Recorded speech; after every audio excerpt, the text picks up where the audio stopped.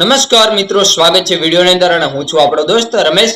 મળી ગયા છે આજે એક મિત્રો નવા વિડીયોની સાથે ને વિડીયોની અંદર વાત કરીએ તો થંબનેલ દેખીને મિત્રો તમે આવ્યા છો કે થંબનેલની અંદર પશુને ગાય અને ભેંસને મીઠું ખવડાવવાથી, નમક ખવડાવવાથી કેવી રીતે તેની દૂધની ટકાવારીની અંદર છે ફેટની ટકાવારી કેવી રીતે વધારી શકે એ વિશે આપણે વાત કરવાની છીએ.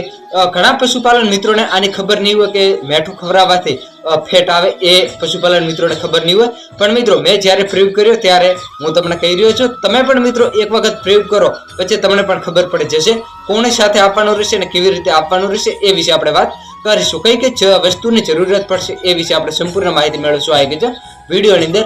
વિડીયો તમે લાસ્ટ સુધી દેખતા રહો અને છેલ્લે સુધી જોડાયેલા રહો. ચાલો તો આપણે મિત્રો વિડીયોની શરૂઆત કરીએ.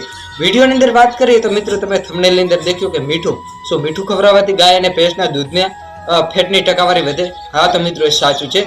હવે વાત કરીએ તો કેટલી માત્રાની અંદર મીઠું આપવું અને તેની સાથે કઈ કઈ વસ્તુઓ છે એ આપવાથી પશુની દૂધની માત્રાની અંદર જે ફેટની ટકાવારી છે કેવી રીતે વધી શકે એ વિશે વાત કરવાના છીએ. તો સૌથી પહેલા મિત્રો તમારે 100 ગ્રામ જેટલો ગોળ લેવાનો રહેશે. ગોળ આવે છે એ મિત્રો તમારે 100 ગ્રામ લેવાનો રહેશે. તેને મિત્રો ભાગી અને કૂટીને એકદમ નાના નાના ટુકડાની અંદર કરી લેવાનો રહેશે. ફીસ કરી લેવાના રહેશે નાના નાના ટુકડા.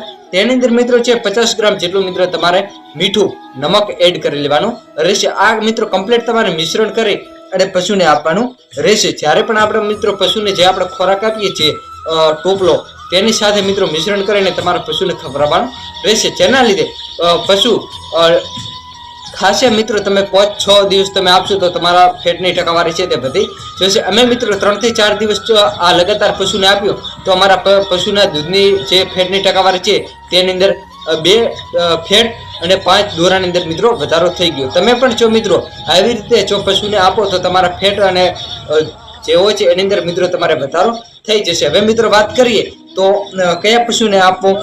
ઘણા બધા પશુપાલન મિત્રો એવું કહેતા હોય છે કે અમારા પશુને ફેટ નથી વધતા હોતા. તો મિત્રો જેટલી પણ પશુનું દૂધ જેટલું ખારું હોય તેટલું તેના ફેટ વધારે આવતા હોય છે. જો મિત્રો તમને વિશ્વાસ ના થતો હોય તો કોઈ બાખડી ભેંસ હોય, એટલે કે વિયાણ થઈના 10 થી 12 મહિના થઈ ગયેલા હોય, એ પશુનું તમે મિત્રો દૂધ ચાખજો, તમને મિત્રો ખારશ અનુભવશે. અને મિત્રો જ્યારે પણ પશુનું તાજું વિયાણ થયેલું હોય 1-2 મહિના ત્યારે પીજો ત્યારે મિત્રો તમને મીઠાશ અનુભવાશે. તે માટે મિત્રો જેટલું પણ પશુનું દૂધ જેવો છે એ ખારશ વધુ એટલે ફેટની ટકાવારી વધારે. તો મિત્રો તમારા પશુને જો આવી રીતે જો મિત્રો થોડું મીઠું દરરોજ આપવામાં આવે તો તેના શરીરની અંદર ક્રિયા થઈ અને જે દૂધની માત્રા થોડીક ખારશ થઈ જશે અને જેના લીધે ફેટની ટકાવારીની અંદર વધારો થશે. હવે મિત્રો વાત કરીએ તો ઘણા આ ક્યારે આપવું રહેશે, ક્યારે આપવાનું રહેશે. સવાર સાંજ મિત્રો તમે જ્યારે પણ પશુને ટોપલો આપો છો તેની સાથે મિશ્રણ કરીને આપી શકો છો. જે મિત્રો વિયાણ થવા આવ્યું તે પશુને ના આપવો. થોડોક ગોળ છે તે મિત્રો ગરમ હોવાના લીધે તમે પશુને નથી આપી શકતા. અને પશુને મિત્રો લીલો ચારો અને સૂકો ચારો એ બંને મિશ્રણ કરીને આપવો. એટલે મિત્રો એક છે તે ભારો લીલો ચારો આપો, એક ભારો સૂકો ચારો, તેવી રીતે આપો. ઘણા બધા પશુપાલન એવું કરતા હોય છે કે 2 મહિના સૂકો ચારો આપે તો 2 મહિના લીલો ચારો, એવી રીતે મિત્રો ના કરો. બંને મિશ્રણમાં આપો, જેના લીધે દૂધ અને તેની ફેટની ટકાવારી છે એ બંને જળવાઈ રહે. આવા દરરોજના વિડીયો જોવા માટે તમે અમારી YouTube ચેનલને સબસ્ક્રાઇબ કરો. ફરીથી મળીશું મિત્રો એક નવા વિડીયો સાથે, નવા ટોપિક સાથે. જય જવાન, જય કિસાન, વંદે માતરમ, ભારત માતા કી જય.